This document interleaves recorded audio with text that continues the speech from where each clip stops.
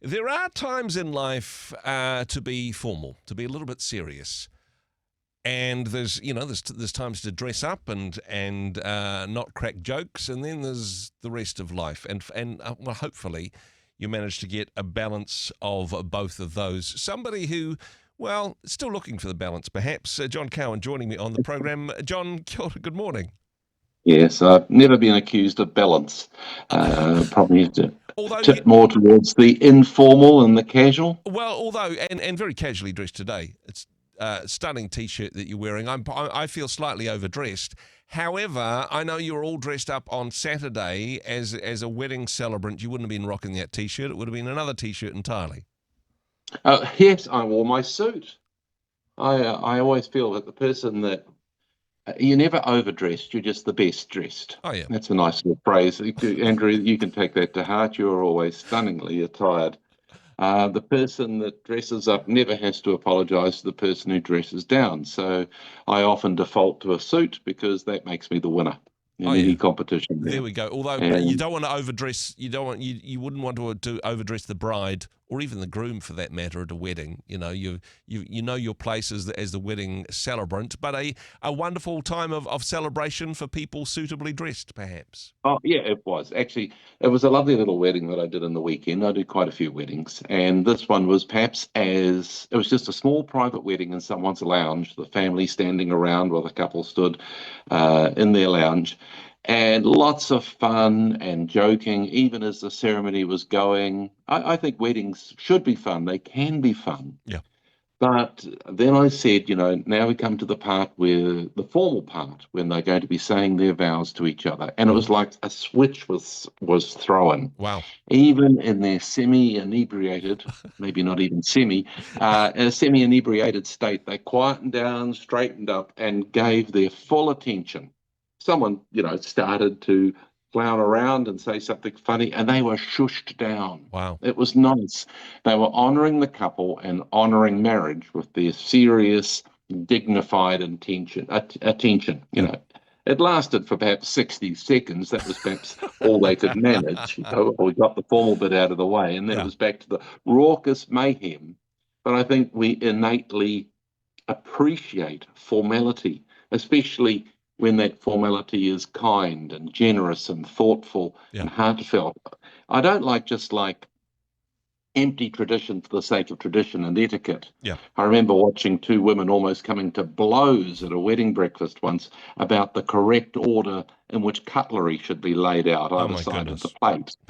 And, I'm thinking, does it really matter? Yeah. Yeah. And I don't like it when etiquette and formality just enforces some old class slobbering system that puts people in their place.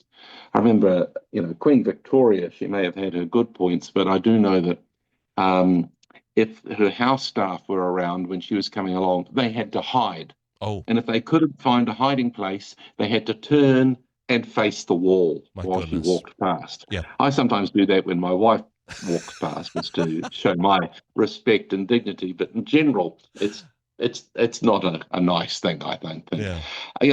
And there's also sort of little rules and customs that families have and groups have and things to make you know whether you're in or out. And I think it's good to have sort of family traditions and customs, but not if they're just used to clobber people, to make you feel like, oh, you're on the outer, you don't belong to us, the way we do things. So that's not what I'm talking about today. I'm suggesting that there is a time for formality and for giving people something through your formality. Yeah. And here's something I'd like to suggest people try. And it's been something I've been trying to do. I came across this concept on a marae. Mm-hmm. And it was the first time I'd come across this term, a gift of words. And it was during the whai korero on a marae. And as a Pākehā, I often wonder, why am I being subjected to these long speeches in te reo that I don't understand? And a Māori friend told me that they were giving us the gift of words. Mm-hmm. The meaning of the words might be lost on us if we don't speak te reo, but we can still receive the sentiment, the intention, the welcome, the heartfelt sense of we're wanting to include you into this situation, even if we don't understand the words. It's like if we're given a gift, and Yeah. even if we've got two of those gifts already at home, we still appreciate the generosity, the intention, the love that was intended with that gift. And so it is with these long speeches and formalities. We appreciate the intention and the generosity. I mean, circling back to the wedding that you were at in the weekend, actually, that's what Yeah, the couple were doing as they gave their vows to each other. They were giving each other a gift of words at a solemn part of the ceremony yeah. as a gift of love to each other. That's a lovely example. Yes, it was very much, they probably whispered it into each other's ears and things, loving things, but here they were proclaiming in front of their family and friends Yeah. their love and devotion and intention to be faithful and everything like that.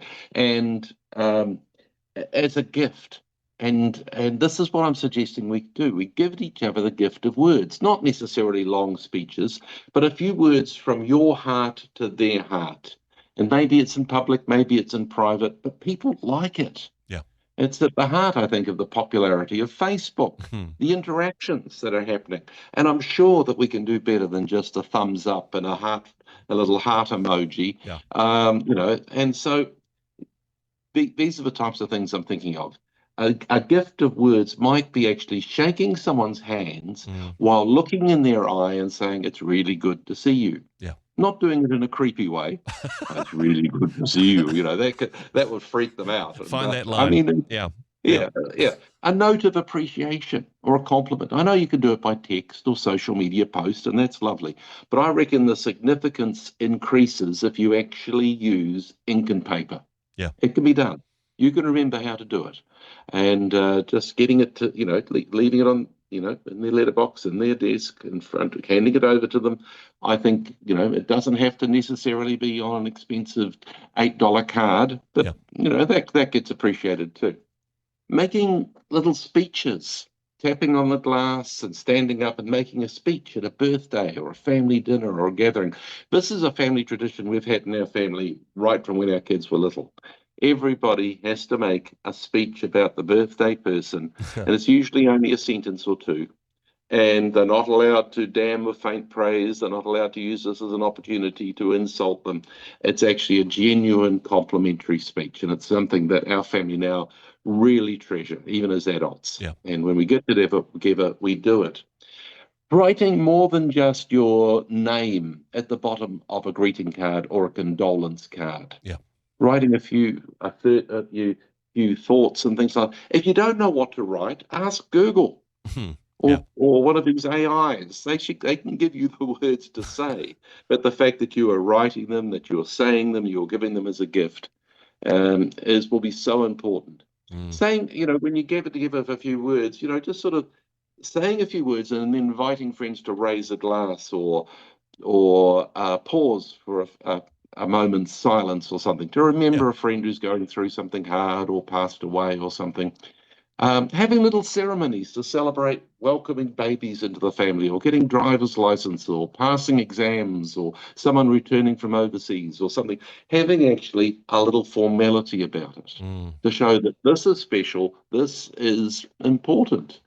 And being brave enough to actually call people that have been sick or had an operation or being bereaved or lost a pet or lost their job or something, and just saying, "Hey, I just thought I'd call to see how you're doing and just let you know I'm thinking about you." A gift of words. That's my challenge for people today. I'm trying to get better at it. And so there you go, Andrew. You can carry on the rest of the morning giving your gift of words to all your listeners. Thank you so much. And I think that's such a wonderful thing. And hey, if people are inclined to do so, that gift of words could also include a prayer, not just saying, "I'll pray for you," but actually praying for the person there or speaking a blessing over their life. Such important stuff for us to do. John, appreciate your words today. Thanks so much for joining us. And if you can't give me words, give me money. Hey, thanks very much for joining us in the Rhema studio. Thanks very much for watching the interview. It's kind of nice to have an audience, actually. And if you did like what you watched, then do give us a like, do give us the thumbs up. And if you'd like to see more interviews like that one, or perhaps even better, subscribe and those interviews will come straight to you. Don't forget to turn on your notifications